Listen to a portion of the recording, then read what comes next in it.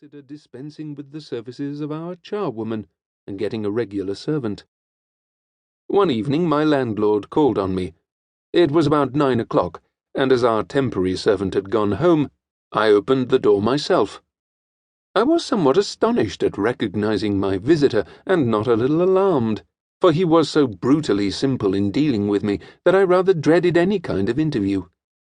To my astonishment, he began to speak in what he evidently meant for a hearty manner. "Well, how are you getting on with your touching up?" "Pretty well," I answered, "but touching up is rather a queer name for it. Why, the place was like an old ash heap. The very walls seemed pulled about." "Indeed," he said quickly. I went on, "It is getting into something like order, however. There is only one more room to do, and then we shall be all right." "Do you know," he said, "that I have been thinking it is hardly fair that you should have to do all this yourself?" I must say that I was astonished, as well as pleased, and found myself forming a resolution not to condemn ever again anyone for hardness, until I had come to know something about his real nature. I felt somewhat guilty as I answered, "You are very kind, Mr. Grader. I shall let you know what it all costs me, and then you can repay me a part as you think fair." "Oh, I don't mean that at all." This was said very quickly. "Tell me what you do mean," I asked. "That I should do some of it in my own way, at my own cost." I did not feel at all inclined to have either Mr. Grader or strange workmen in the house. Moreover, my pride rebelled at the thought that I should be seen by real workmen doing labourers' work. I suppose there is something of the spirit of snobbery in all of us.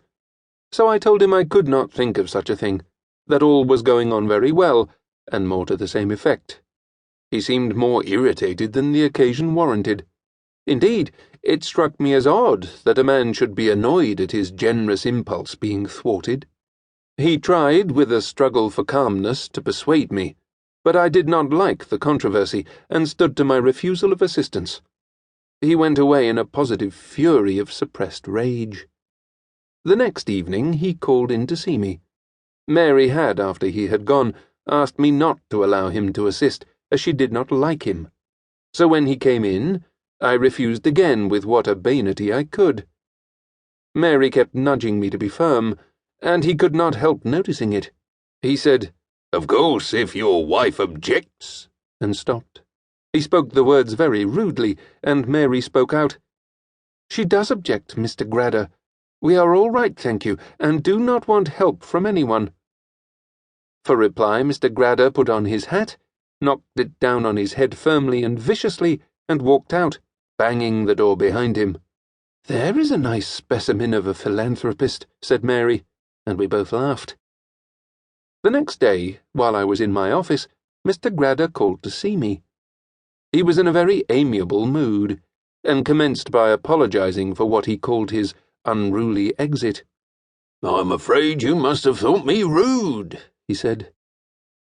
As the nearest approach to mendacity I could allow myself was the suppressio veri, I was silent. "You see," he went on, "your wife dislikes me, and that annoys me, so I just called to see you alone, and try if we could arrange this matter, we men alone." "What matter?" I asked. "You know, about the doing up those rooms." I began to get annoyed myself, for there was evidently some underlying motive of advantage to himself in his persistence. Any shadowy belief I had ever entertained as to a benevolent idea had long ago vanished, and left not a rack behind. I told him promptly and briefly that I would not do as he desired, and that I did not care to enter any further upon the matter. He again made an unruly exit. This time, he nearly swept away in his violence a young man who was entering through the swing door to get some papers stamped. The youth remonstrated with that satirical force which is characteristic of the lawyer's clerk. Mr. Grader was too enraged to stop to listen, and the young man entered the room grumbling and looking back at him. "Old brute," he said. "I know him.